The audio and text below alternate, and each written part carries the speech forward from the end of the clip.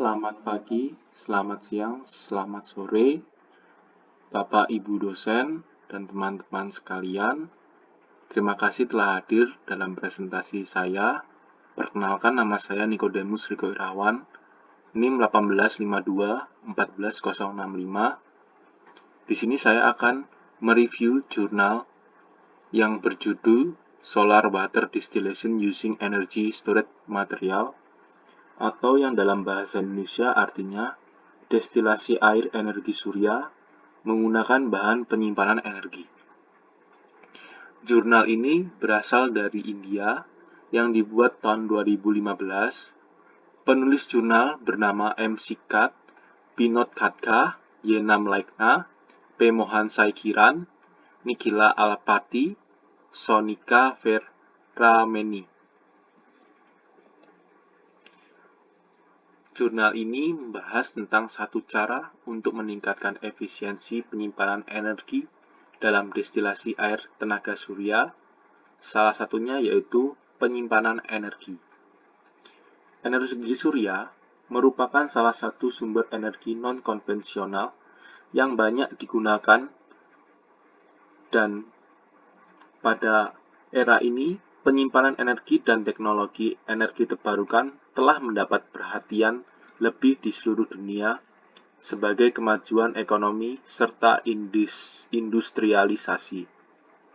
Salah satu cara untuk meningkatkan efisiensi dengan menyimpan energi selama kejadian matahari yang lebih tinggi dan memanfaatkan energi yang tersimpan ini selama ketersediaannya yang lebih rendah.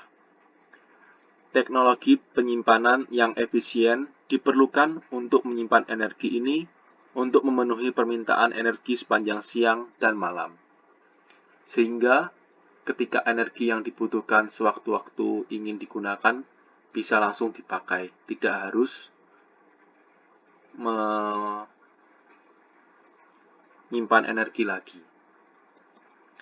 Lalu tujuan jurnal ini yaitu ada kebutuhan mendesak akan air minum yang bersih dan murni di banyak negara, sehingga butuh memperbanyak sumber daya air bersih yang layak untuk dikonsumsi. Karena terkadang sumber daya air mengandung bakteri berbahaya, dan karena itu tidak dapat digunakan untuk tujuan minum. Lalu juga ada air laut yang banyak, namun membutuhkan penghapusan salinitas dengan tambahan biaya dan energi yang merupakan sumber lain yang langka. Sehingga penelitian ini sangat dibutuhkan untuk mendorong dan meningkatkan sumber daya air bersih, terutama untuk negara-negara berkembang dan negara-negara yang sangat membutuhkan sumber daya air bersih. Lalu material penunjang dalam penelitian ini yang dimana sebagai penyimpanan storage, yaitu material phase change material atau PCM, di mana PCM adalah bahan penyimpan energi karena karakteristiknya menyimpan energi panas berdasarkan fase dan kemampuannya untuk menyediakan densitas penyimpanan energi yang lebih tinggi.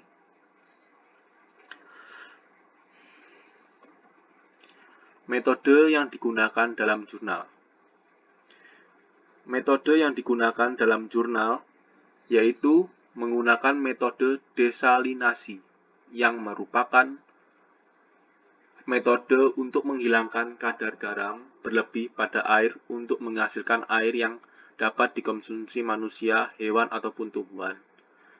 Jadi, pada jurnal ini, material yang digunakan yaitu air laut. Selain itu, sistem desalinasi surya memiliki biaya operasi dan pemeliharaan yang rendah. Lalu ada dua jenis solar steel yang berbeda, yaitu solar steel aktif dan solar steel pasif. pada metode desalinasi ini. Lalu, kebaruan dan perbedaan dengan penelitian sebelumnya.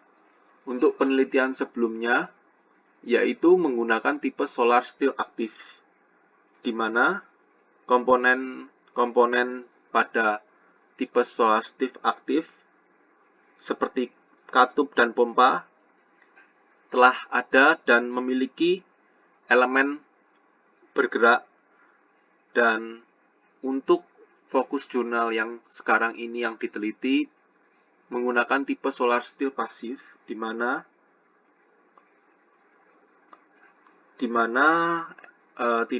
belum memiliki elemen bergerak dan tidak perlu konsumsi daya dan tidak ada masalah keausan. Jadi untuk penelitian yang ini menggunakan tipe solar steel pasif.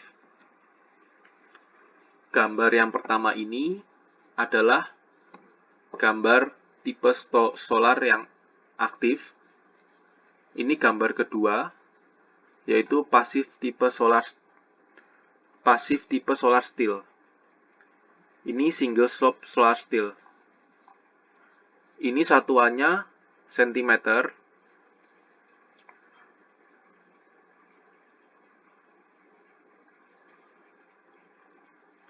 Dalam gambar ketiga ini menyajikan diagram skematik solar yang masih digunakan dalam penelitian eksperimental ini, yang terdiri dari baskom stainless steel yang memiliki luas efektif 1 meter persegi.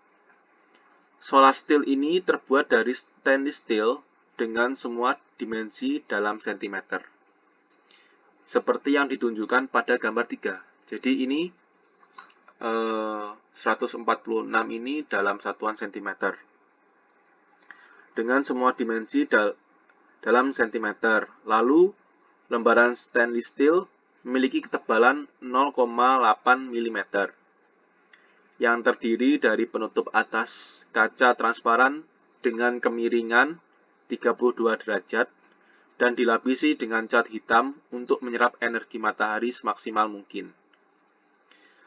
Matahari dalam percobaan ini menghadap ke arah selatan. Selanjutnya, seluruh rakitan ini dibuat kedap udara dengan bantuan gasket karet dan klem. Lalu, air masuk ke baskom melalui katup masuk untuk menjaga ketinggian air konstan 8 cm. Kemudian, sebuah pelampung diatur di dalam solar steel.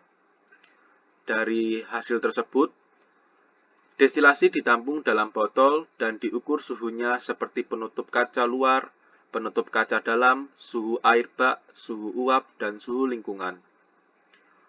Pada percobaan ini digunakan natrium sulfat sebagai bahan pengubah fasa.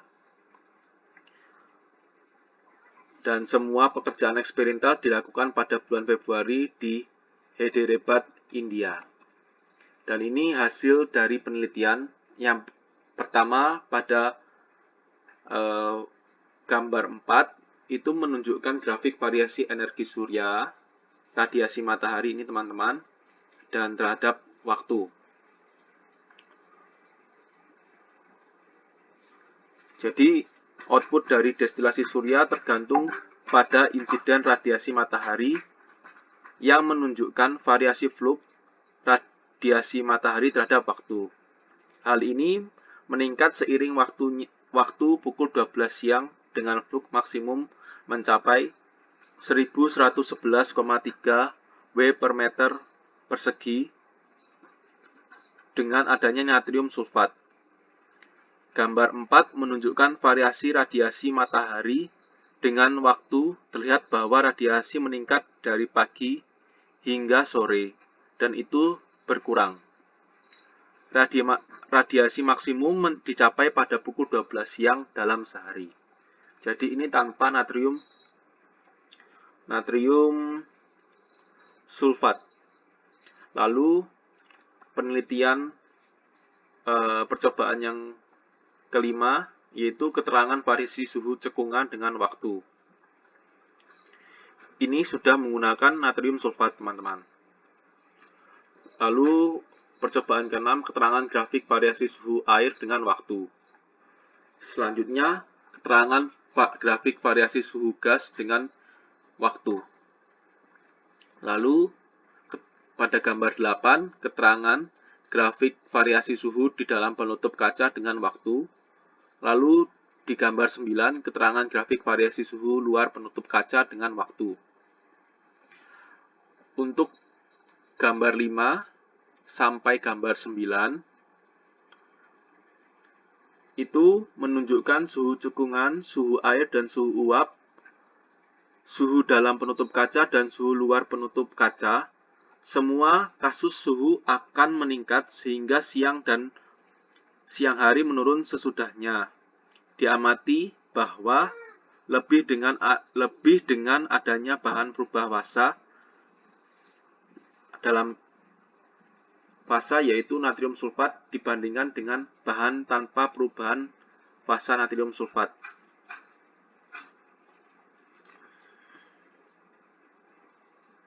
Jadi suhu-suhu tersebut dalam percobaan ke-5 sampai ke-9 itu meningkat hingga siang hari, tidak mencapai sore hari. Dan setelah siang hari itu akan menurun. Karena ini teman-teman, indeks ultraviolet sinar matahari. Di mana gambar oranye ini, warna oranye ini dan merah ini menunjukkan indeks ultraviolet yang tinggi atau radiasi matahari yang tinggi sehingga menimbulkan tingkat kasus variasi suhu seperti gambar ini, teman-teman.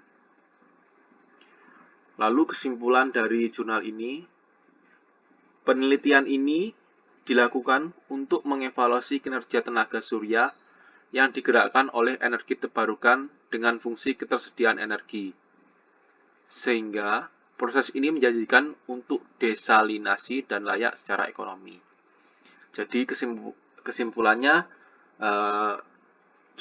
jurnal ini dan penelitian ini sangat baik untuk membantu memproduksi dan menyediakan ketersediaan energi, khususnya sumber daya air yang dibutuhkan di negara-negara yang pasokan airnya sangat terbatas. Demikian presentasi saya. Saya mohon maaf bila saya banyak salah.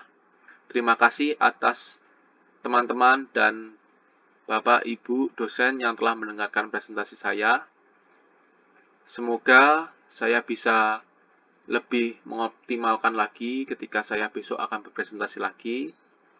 Saya mengucapkan terima kasih teman-teman dan sampai jumpa lagi. Terima kasih.